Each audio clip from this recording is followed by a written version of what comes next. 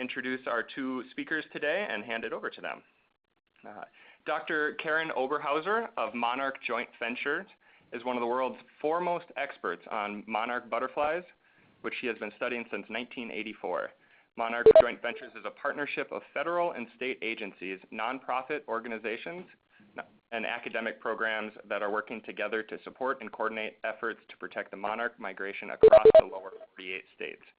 Karen is also a professor in the Department of Fisheries, Wildlife, and Conservation Biology at the University of Minnesota. And Rob Davis is director at Fresh Energy, where he leads the nonprofit organization's work building partnerships to realize numerous benefits from America's accelerating transition to clean energy. Rob's work on pollinator-friendly solar has been recognized by the U.S. Department of Energy and featured in training by the U.S. Department of the Interior's National Conservation Training Center. The Minneapolis-St. Paul City Pages called Davis a gravely determined change agent. He is a two-time recipient of the Teresa Dubois X-Line Award for Best Practices in Communications and Marketing and is a graduate of Macalester College. With that, I will hand it over to Karen to begin her presentation. Okay, thanks. It's really great to be here today. An honor to be sharing this webinar with Rob Davis. We've done a few things together in the past, and I'm really looking forward to this webinar. So I'll be using monarch butterflies as kind of a flagship species for pollinators. I'll be completely focusing on monarchs, but a lot of the things that I say about monarchs can be applied to other pollinators as well. So what I'll be talking about is to give you a little bit of background on just kind of some basic monarch butterfly biology that you need to understand why we need so much more habitat, and then talk about some of the evidence that the monarch population is declining, and talk about the federal policy and the listing decision that's on the mind of a lot of people who are involved with monarch conservation and habitat conservation in general. And finally, end with the piece that will be most relevant to this webinar, which is the need for us to really have what we're calling an all-hands-on-deck approach to monarch conservation. We need all kinds of habitat to achieve our conservation goals with monarchs. So starting with just some basic monarch biology, as probably most of you know, monarchs lay eggs on milkweed species. The females lay their eggs like you see in this slide. Female lays her eggs, usually one egg at a time. On the far right of the slide, you see an egg that's about to hatch. The little head of the caterpillar is chewing its way out of the egg. And I put the other picture in here just to illustrate that every once in a while we do see multiple eggs on a single milkweed plant. The eggs are about the size of a pinhead, to give you some perspective there.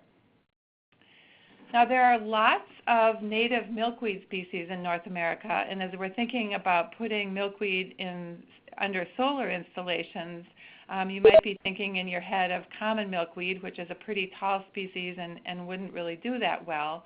But I put in this slide to illustrate the fact that we have lots and lots of native milkweed species in North America, and the vast majority of them are appropriate host plants for monarchs.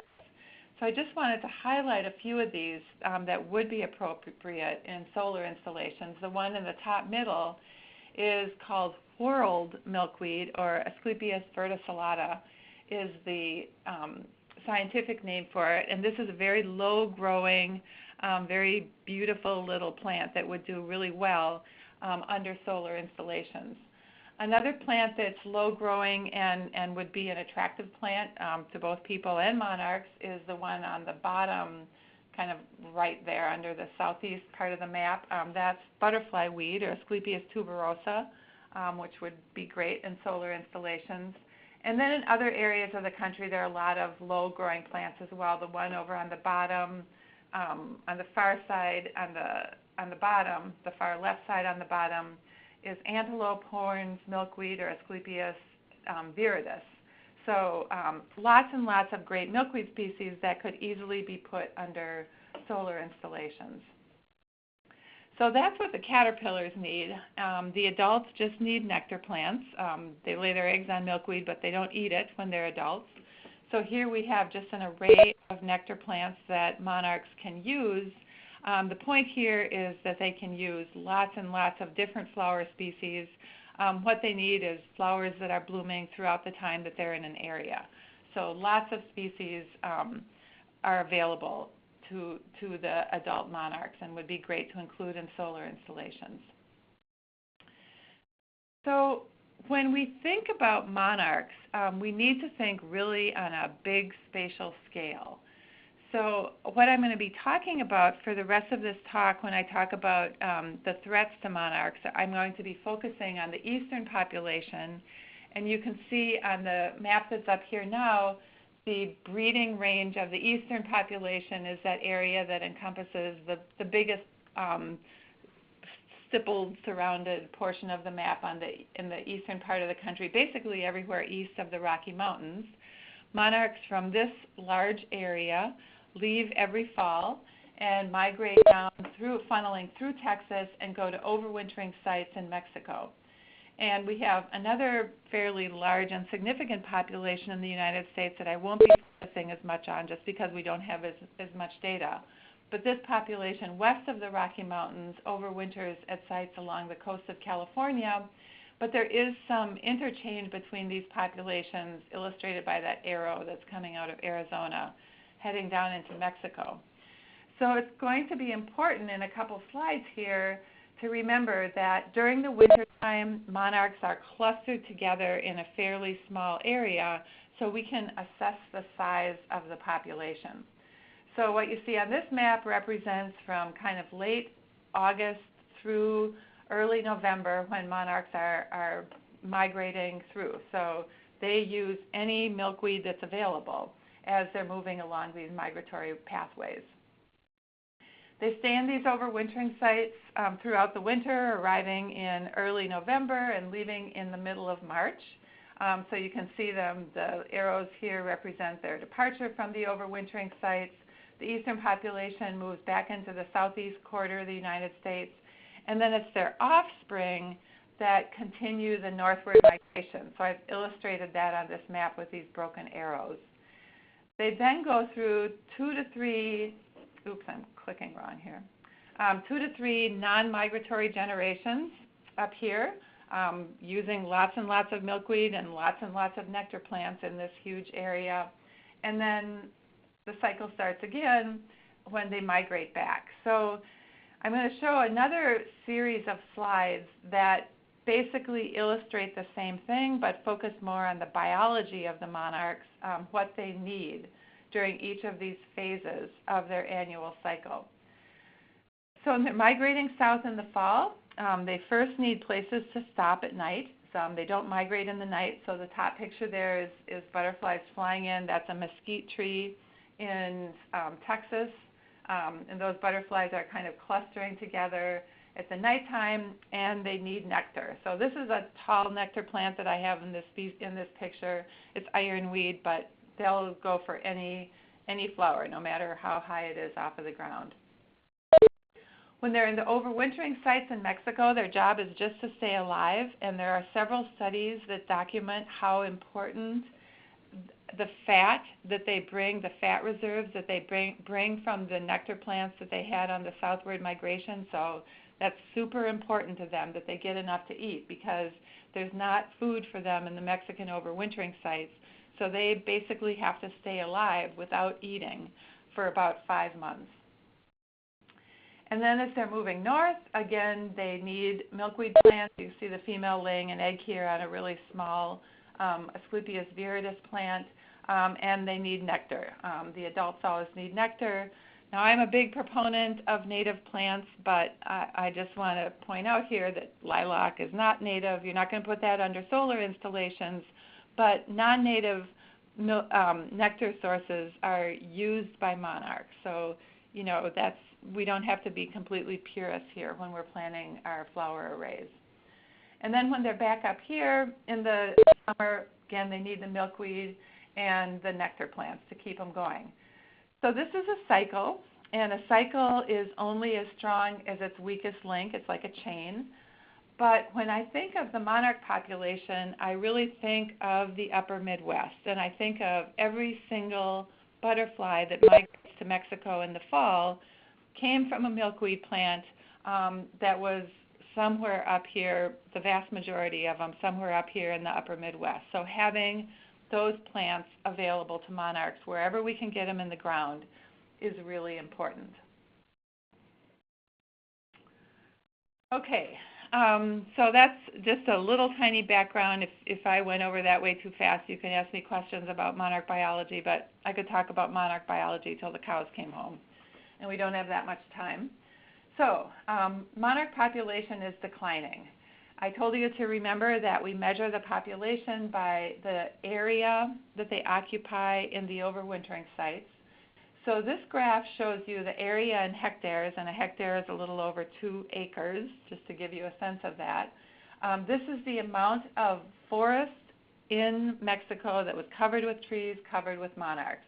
And you can see that we have this overall downward trend here with lots and lots of variation from year to year. So there's a lot of up and down, but the overall trend is downward.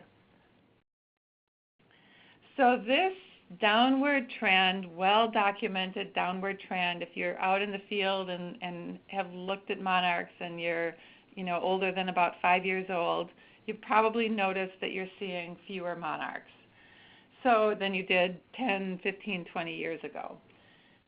So monarchs, the Fish and Wildlife Service was petitioned to list monarchs, to give them the protection of the Endangered Species Act as a legally threatened species. So this is a really strict definition of what it means to be threatened, what has to be happening to a species in order for it to have the protection of the Endangered Species Act. So basically what the Fish and Wildlife Service is doing right now is asking the question, is the monarch in danger of going extinct now or in the foreseeable future because of any factors that might affect its continued existence? So there's a legal definition. The Fish and Wildlife Service is legally obligated to list the species if it is in danger of going extinct. So one of the sources of information that they're using is something that a group of us conducted a couple years ago called an extinction risk analysis. And this is an ecological modeling technique that estimates the chances that a population is going to shrink to a level where it's unlikely to be able to recover.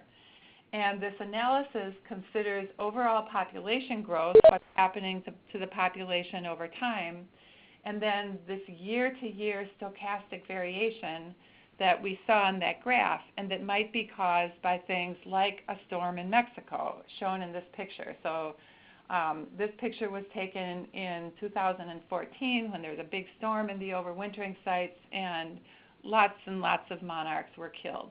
We can't predict that. We can't stop it. If the population is really low when something like that happens, it might reach a point from which it can't recover. So conservation biologists use these extinction risk analyses to establish a target population size. So we say, how big does the population have to be to avoid reaching a point where they could not recover? And we estimated in this paper that was published in 2016 that 6 hectares, so a winter population that covers 6 hectares of land, is likely to be stable. And you'll be happy that I'm not going to go into the math of how we did that. But go back to this graph, and what you can see here is if we look at decade trends, over the last decade, the average population size in the Mexican overwintering sites has been 2.8 hectares, way below our 6 hectare threshold. The previous decade was 6.7 hectares, interestingly. So it has not gone extinct yet, but we estimate that if we stay where we are, it has what we consider an unacceptable chance of going extinct. So what the Fish and Wildlife Service is doing right now is using this technique called a species status assessment, where they're they're using a lot of information to describe the viability of a species, and that will support their decision-making process. So they're looking at what the species needs, how those things that they need are available or not available to them, what their current condition is, and then try to predict into the future, because that's what we mean by endangered or threatened, that they won't be able to survive into the future. So this is a really complicated slide, but I just wanted to kind of illustrate to you this process of what's going on now. And it's the Fish and Wildlife Service making this decision. They're getting the input of a lot of experts. I've been involved in a lot of meetings about this, but you can see there's a lot going on here, and I'm not going to go over each of these steps, but by June 30th of 2019, they will have made a decision and they will announce that. And what I want to point out here is kind of in the middle of 2018, what the Fish and Wildlife Service is going to be doing is on the top, kind of right in the middle, they're compiling conservation efforts. So they're looking at what's going on for the population. And then after they compile all of these efforts, they'll conduct what they call a PECE analysis, which is it's a policy for the evaluation of conservation efforts. So they're using this to make their decision. What are people doing to try to save monarchs? So one of the things that they're looking at is at the big landscape level scale, they have this goal in mind. They have how much milkweed we need to get back up to 6 hectares in Mexico, how much milkweed has to be out there to support that many monarchs. And we're looking at different kinds of land use that could potentially support monarchs. So where are our opportunities? So just really quickly, some of the kinds of land cover that we're looking at urban and suburban spaces. This is my front yard in Roseville, Minnesota, great monarch habitat. But unfortunately, a lot of front yards look like this. And this is what we want to avoid. And this is kind of what we would want to avoid under solar panels as well. That's a lot of wasted space that could be habitat for monarchs.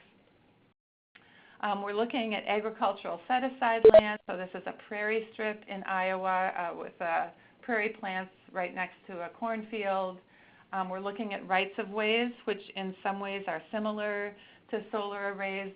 They're habitat that is being used for something else, but it could be good pollinator habitat. We had a student who went out for a whole summer and looked at milkweed and roadsides. Unfortunately, a lot of that milkweed gets mowed, so potentially killing monarchs that might be on it. We're looking at protected lands and how much of this protected land does or does not have milkweed on it. We're focusing a lot on what we call marginal agricultural land. This is land that is planted to crops, but for many reasons, mostly including flooding, like I'm showing in these two slides.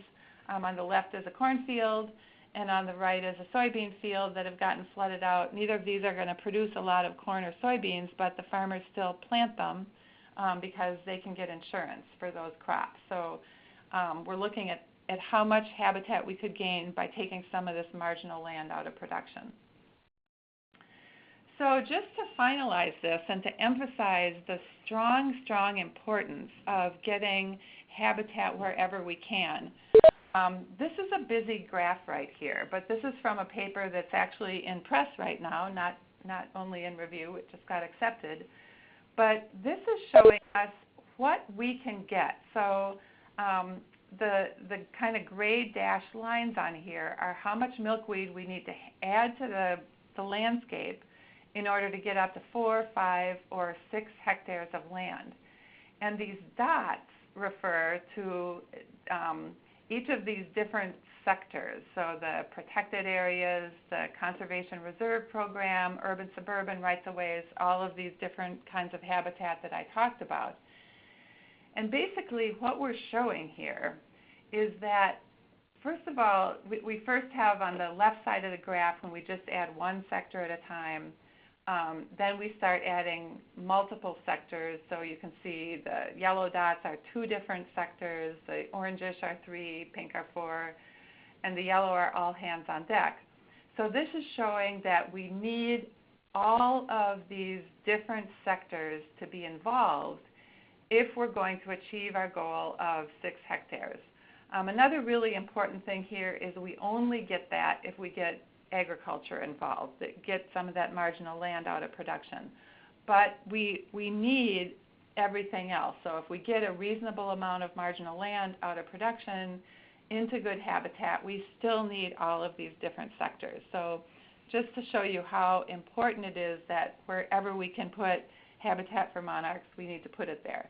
And like I said at the very beginning, this habitat will be good for lots and lots of other pollinators as well, beneficial species that people like. So the main conclusion here is all hands on deck is the only way to reach our target. And I just want to end with this slide showing you the different organizations that are involved in a lot of this work that we're doing. The Monarch Joint Venture, I put a website here at the bottom, monarchjointventure.org. So if anybody is here representing a group that would like to be a part of this joint venture, feel free to ask me about that. With that, I will turn it all over to Rob. Thank you so much, Karen. Thank you so much, and it's really great to be with you today and involved in this project. So Fresh Energy has been working on these issues for roughly around 2.5 years.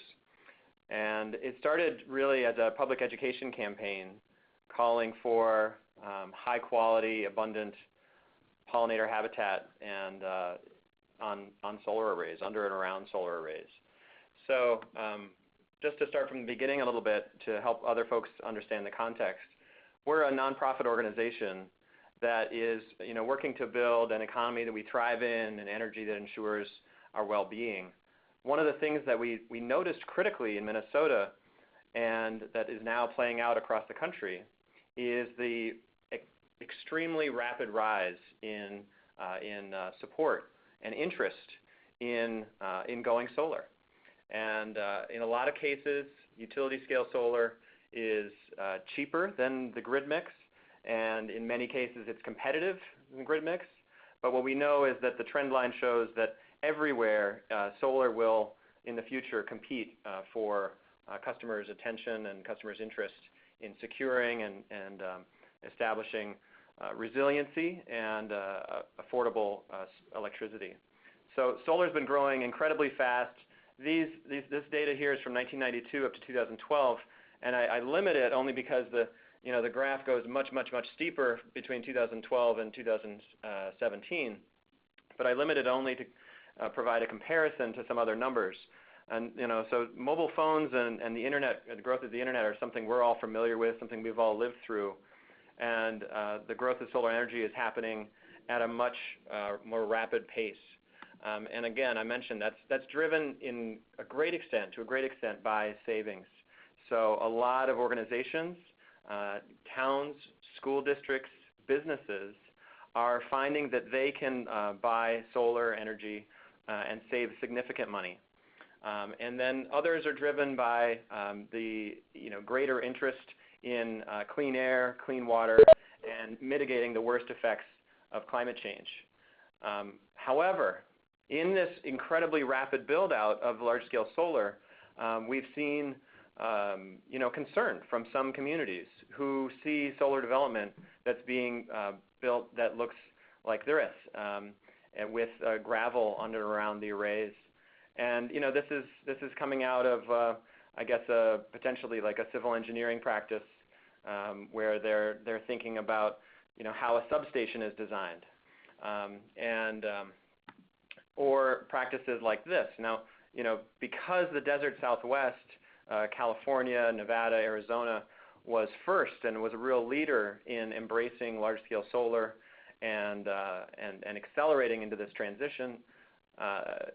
People see these images in the media, and these images are everywhere in the media. And so it doesn't take too many of these images before people start to associate the solar panels with what the ground looks like underneath them. And if you live and work in a rural area or in a farming area, or you're just tuned in to what is happening with the soil and with the ground cover, you'll really notice the ground is barren in these images. And so that's driven some tension in some communities, about whether solar is an appropriate land use and how it can be designed and built in ways that really maximize benefits and stack multiple benefits into a single array. So what we've been advancing in Minnesota and in several other states now is the idea of developing and establishing a perennial, low-growing, and shade-tolerant meadow throughout solar arrays. Now, this image here is from the United Kingdom, where pollinator-friendly solar arrays are commonplace. They have already deployed between 1 and 2 gigawatts. That's between 10 and 20,000 acres of pollinator-friendly solar arrays throughout Europe. And these are being done, these are not small arrays, these are being done by some of the largest solar energy companies in the world. The benefits are significant in terms of not just helping conservation values and helping address declining species, but also you'll see the base condition here, which is turf grass. Now, in a lot of communities, for example, in the southeast, they have real trouble keeping turf grass alive, and so that's really driven by the fact that turf grass, in many ways, was engineered to address the needs of the suburbs. So it was intended to look good and fulfill the conditions of a stormwater permit, very quickly. However, in today's climate, we have an increasing number of droughts and downpours. And thankfully, the performance of native grasses and flowers with those deep roots that go down 4 to 6 feet are built particularly well for this kind of condition. So those deep-rooted plants will capture the stormwater coming off the panels, will hold the soil tight, and actually build organic matter in the soil, improving it significantly over time. And the benefits are not limited to just soil and water and potentially insects, but also insects as feed and as foraging habitat. These areas as foraging habitat for birds. So to just play on the heartstrings a bit, baby birds between when they hatch and when they leave their nest, typically 14 to 18 days, are exclusively fed on, to a great extent, on the insects that come from native plants. And so, creating more habitat under and around solar arrays presents an opportunity to help birds that are significantly threatened with, reduction of climate, reduction of habitat because of changing climate. So, the win-win-win is not just limited to conservation. There's significant opportunities for agriculture. So a 2013 study done by the Nature Conservancy in New Jersey showed a significant increase in gross revenue as a result of having additional pollinator habitat. And you don't have to go any further than your grocery store to know exactly what that looks like. We've all seen the strawberry in the upper right-hand corner, and we've all seen the strawberries that are adjacent to that. And likewise, we've seen these apples and we've seen these cucumbers that don't look quite as beautiful as they could, or are as big as they could be. And that's really driven by pollination. The pollination increases yields of crops by a significant margin. So you can see here there are some of the data for peaches, apples, cucumbers, and other crops. And then also for squash, tomatoes, blueberries. Squash is particularly amazing, an 81% increased yield as a result of increase in pollinator habitat adjacent to this crop type.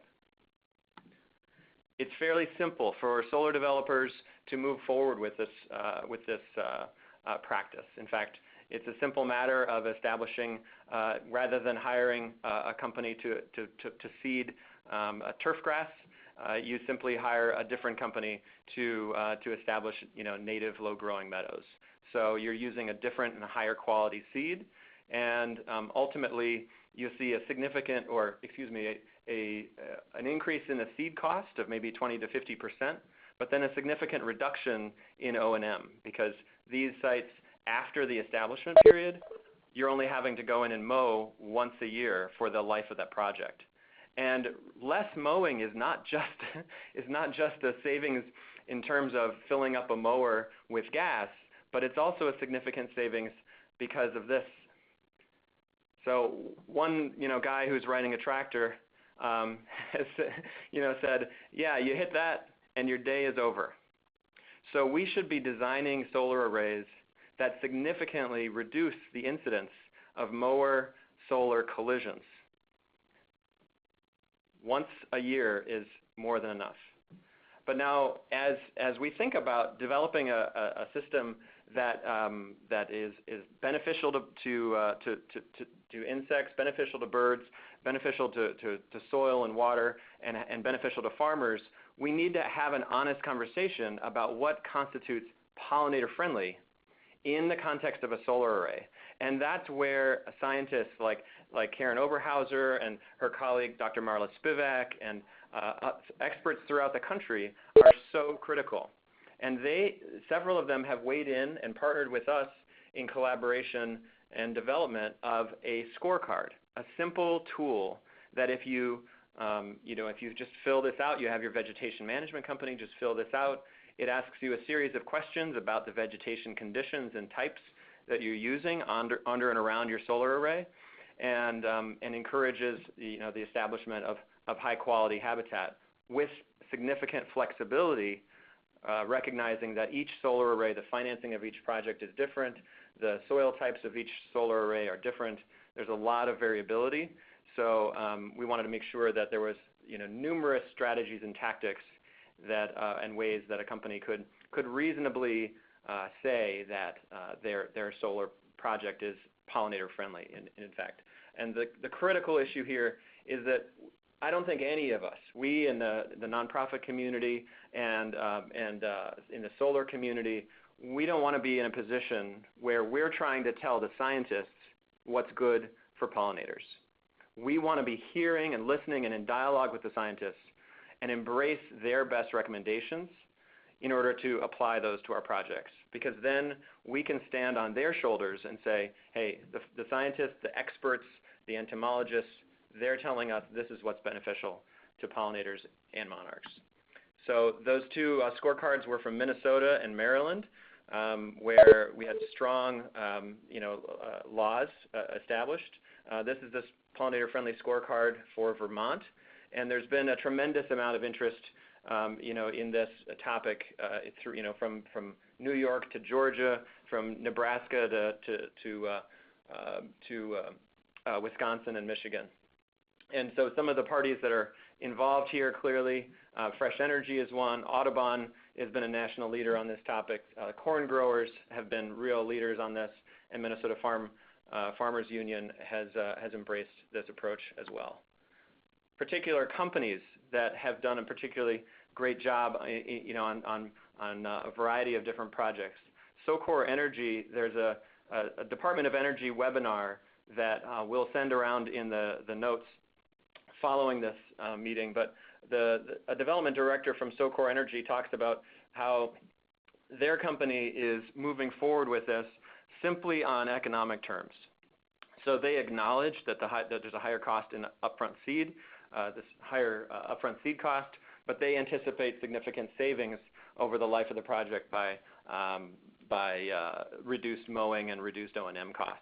And they're also seeing significant interest and engagement in public support. So people want to do something beneficial to pollinators, but are struggling with the opportunities, in terms of they're limited by where does the habitat go and who pays for it. Other companies that are really doing a great job on this, One Energy Renewables, NRG, and Cypress Creek Renewables.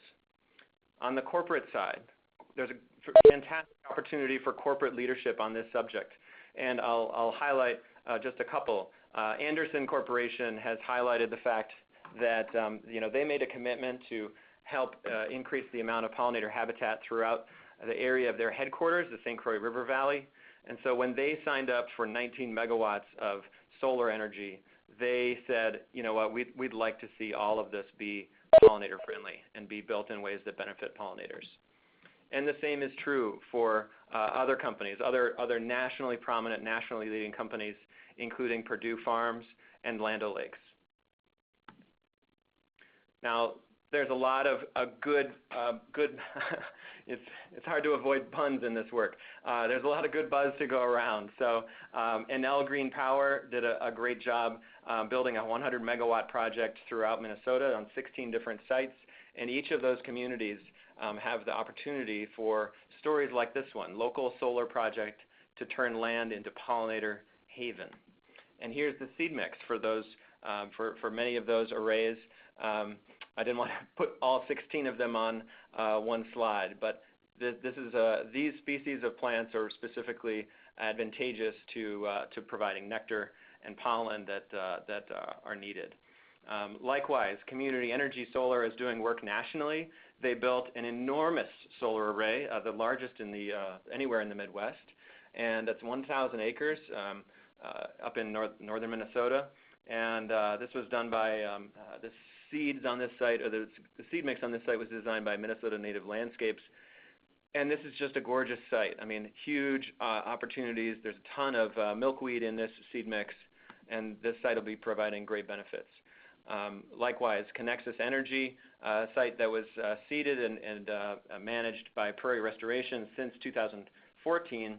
I'm happy to share some photos of this site because of Connexus's leadership in choosing to seed this site pollinator-friendly way back in 2014, so that now in 2017 we have something that's really stunning and beautiful.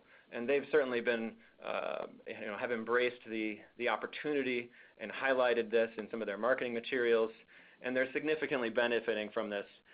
Here they are on the cover of Solar Power World magazine about the news, sharing the news that they will be or have decided to co-locate some honey production, some beehives on their solar array. And then Greg Ritterbush, their CEO, at a news conference recently, talking about how their commitment to stack multiple benefits into all of their solar array sites, so that they're really maximizing the use of the land and providing the most benefits to their members and their community. SoCore Energy, again, throughout Wisconsin, built a number of different sites, 11 different sites. I think this is pollinator habitat equivalent to like 100 or 150,000 homes having a 6-foot by 12-foot pollinator garden. And that story was told by the CEO, Barb Nick of Dairyland Power, just a few months ago at a big industry conference. Oh, this is the giant W on your screen is it looks like an icon error or a graphics error, but ultimately this is intended to show that the pollinator-friendly solar arrays in Minnesota are equivalent. Were seeded in 2013. Seeded in 2016, and we're a total of 2,300 acres, and that's equivalent to 1.4 million single-family homes getting a 6-foot by 12-foot pollinator garden. So when Karen talks about all hands on deck, yes, we absolutely each need to be planting a pollinator garden, and we need to explore all of the different ways that we can provide benefits to these species. This is an opportunity to address this crisis at a significant scale, because over the next several years, particularly in that period that Karen highlighted, there'll be thousands and thousands of acres that farmers will choose to use for the development of solar energy.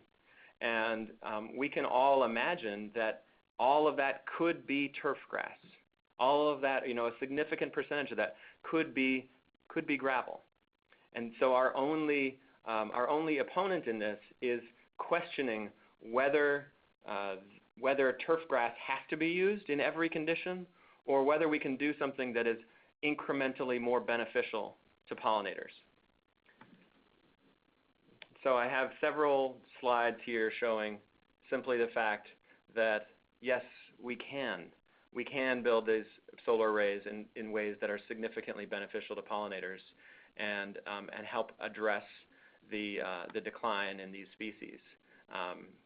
Because, as I'm sure every transmission company, every company that has a right-of-way knows, every Department of Transportation knows, that managing a species once it's been listed is significantly more expensive, much higher costs for managing habitat with an ESA-listed species than doing preventative action to address the decline in these species. So, with that, we thank you for your time, and we'll welcome some questions. Thanks, Rob and Karen. We're having a few questions come in. As we sort through them, I'll just start one off. We have, what plants can be used for solar pollinator sites, and where might I find out more? Yeah, I mean, in the Midwest and nationally, there are companies that solar.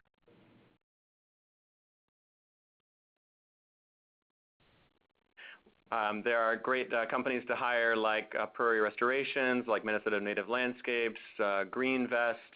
There are several VHB, several different companies to hire to come up with specific seed mixes.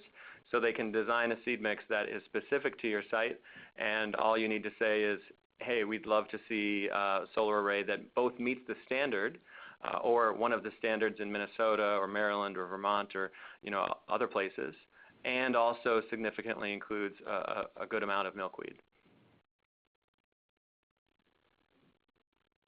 That's great. And we're having a few questions come into the chat box that might not be seen by the rest of the group. So we'll have one, what is the best way to help wildflowers grow on a home property? Tried spreading wildflower seed mixes without much success. Do wildflower seed mixes typically include milkweed, or is it a different product? Karen, you want to take that? Yeah, Karen, that's probably for you. Sure, and I did answer that. Probably people saw my answer, but I would not plant a wildflower seed mix that did not list the species that were included, because you do want to be careful not to have invasives, and a seed mix that doesn't list species, you just shouldn't plant it because you don't know what you're getting. Some of them do, especially in the last couple of years, include milkweed, but again, you just have to look at the specific one you're looking at.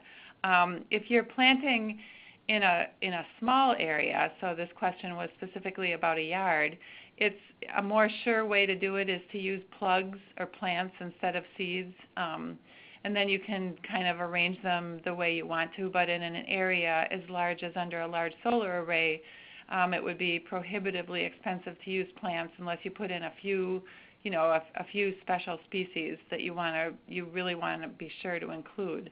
But they're putting seeds in, and I would agree with Rob there that you would get a mix from a professional native seeds company. Thanks, Karen. We have another question saying, I work for a company that plans to install solar. When should I bring up the idea of a solar and pollinator site? Yeah, I think there's a lot of different ways that companies can get started on this. If you're a solar developer, the best way to maximize all the benefits from this strategy is to start from the very beginning. So right away when you're talking to landowners before you're even filing documents with the county is to plan to make the array pollinator friendly. It gives you the great opportunity to reach out to all the pollinator advocates in the community and say, hey, look, I'm going to create a pollinator habitat equivalent to thousands of 6 by 12 foot gardens right here in your community. So if you're a solar developer, start from the very beginning. If you're a company, if you're a corporation, and you want to see this in your supply chain, you want to see yourself signing up, your company signing up for a pollinator-friendly solar array, then there's a number of different ways you can do that. You can put it in your RFP. You can say, I'm specifically looking for solar arrays that meet or exceed one of these standards, and then you'll have the benefit of being able to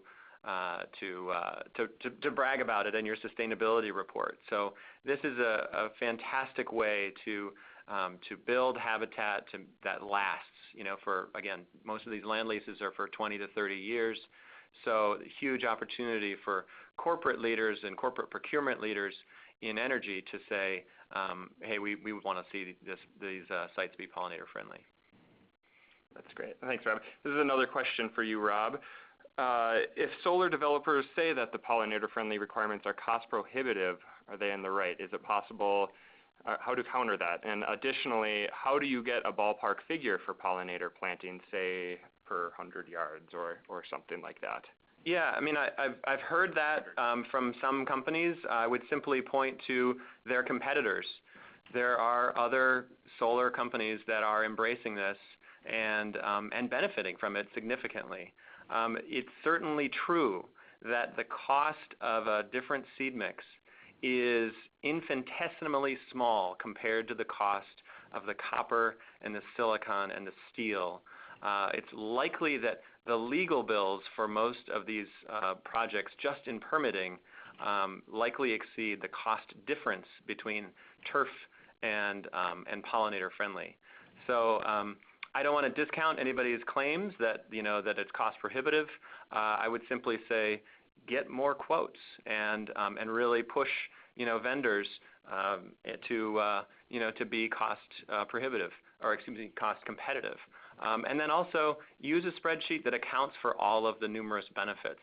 So sometimes in a county negotiation, you can save money by not having to invest $100,000 in hiding a project behind an earthen berm or a giant screen of trees that are of questionable value. Instead, you could be having a conversation with the county or the local authority having a jurisdiction about benefiting pollinators and how this project can significantly benefit pollinators if given the opportunity. Well, that's great. Thanks. Another question, do solar panels have to be installed higher off the ground or have other considerations to accommodate these native plantings? We're typically seeing these arrays being installed at 24 inches, and I would not expect that to change whatsoever. Karen, I have a quick question for you as we go through these. How does this the opportunity to address habitat now? What's the time frame again for showing that solutions are being deployed at scale to arrest the decline in monarch population and really show the fish and wildlife that this is a solution that can scale and is helping? Yeah, that's a really good question, Rob. They need to have that evaluation of conservation efforts done by the middle of 2018. And I was just talking with somebody from the Fish and Wildlife Service about that. So, they don't have to show that everything is in the ground at that point. But for example, with solar, pointing out the number of states that are requiring pollinator habitat, what the adoption rate is of putting in pollinator habitat will be really important for them in making their decisions. So it doesn't have to all be in the ground by then, but they have to document trends. Yeah. So that's that, and I just wanted to ask you, Rob, and a few people have talked about this on the chat list. What kind of management goes on under these solar panels? Is it all mowing, or how are weeds managed, and is there ever burning, or what actually happens? Yeah. There is no burning. That's good. Fire and solar panels do not make for happy bankers. It's a great opportunity to make sure that there's a critical mass of forbs in the array mix. because more flowers, more forbs bring down, basically increase the soil, the water content of the entire array. But ultimately, it's just a high mow. So it's an 8-inch mow once a year, and that's what we're seeing happen, for example, on the Connexus array, and that's the kind of management that I've heard established in the United Kingdom. In terms of other kinds of management, whether it's mechanical or manual or even a backpack herbicide application, all of these sites are being managed to ensure that invasive species or noxious and invasive plant species are knocked down. I mean, ultimately, for the first 3 or 4 years during the establishment period, when native plants are growing down faster than they're growing up, that's when you'll see basically a different kind of management on these sites. It's equivalently intensive to mowing 5 or 7 times a year, but it's involves less tractors and involves more people. But ultimately, all of these sites have financing to ensure that the vegetation is managed in a way that doesn't obstruct or shade the panels. And so that's what makes them, to some extent, really high quality sites that can benefit pollinators, because this is a real challenge in the agricultural landscape, is like, where do we put the habitat and who's going to pay to establish it and maintain it? And so back to the cost question is that the cost of a better seed mix is just not significant in comparison to the cost of a total solar array. That's great. We have just a few more questions. We'll give people a chance to, if they have any last minute questions, to enter them in the chat box. Here's one. I manage large apartment complexes and would like to test shifting from conventional grid to community solar. How can I make sure I partner with the right pollinator-friendly community solar provider? That's a great question, and I would love to see more customers like you asking those important questions, because it's such a great opportunity to get retail level buy-in. When people are making the shift to subscribe to a community solar garden, they love to know that yes, they're saving money, but not only that, they're significantly helping monarchs and other species that they care about. So people buy and invest in their values, but just be upfront and develop a request for proposals and send it to 3 different solar developers, and put right in there in the request for proposals, I'm looking for pollinator-friendly solar arrays. Minnesota has a statewide standards. Other states have standards. So just be sure that when you're saying I want to subscribe to solar, specify I want to see the project that meets these science-based standards for benefiting pollinators. That's great. Thanks. I think we'll answer one more question, and then we'll let you all go back to your day. Here's the question. Idaho as a western state has issues with wildfires. Is there a mix that can be used to prevent wildfires and while still providing pollinator habitat?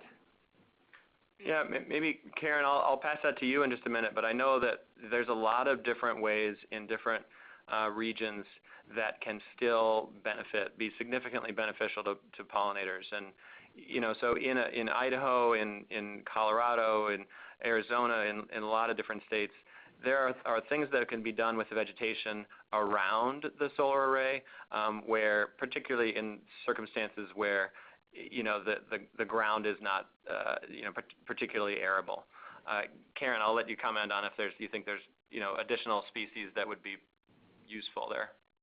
Yeah, I'm not so familiar with native plants west of the Rockies, but I would agree with what you said, Rob, that each site will have to be managed differently, and in a lot of places I think the biggest problems will come from invasive species and weed control.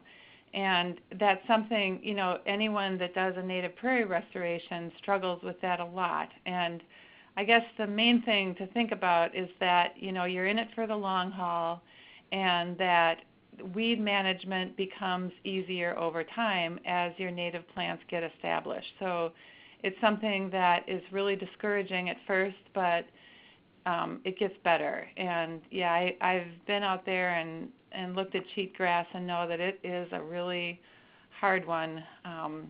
But I think just hanging in there with it and controlling it as best you can in the beginning will pay off. Yep, that's exactly what we've seen. And in Minnesota, we got this early start, and again have really benefited and helped, I think, a lot of solar companies learn about this practice, and they're taking it to so many other communities. So I think with that we're wrapping up. My contact information and Karen's contact information is right there. We welcome your questions. We'd love to be in dialogue and in partnership with you. And thank you so much for taking the time. Yeah, I would echo that. Thanks to everyone. It was fun to see the questions and the list of people on the line. And just to follow up, we will be sharing a recording of the slides and a follow-up email. If you have any questions, please feel free to contact either Karen or Rob. Thank you all for your day.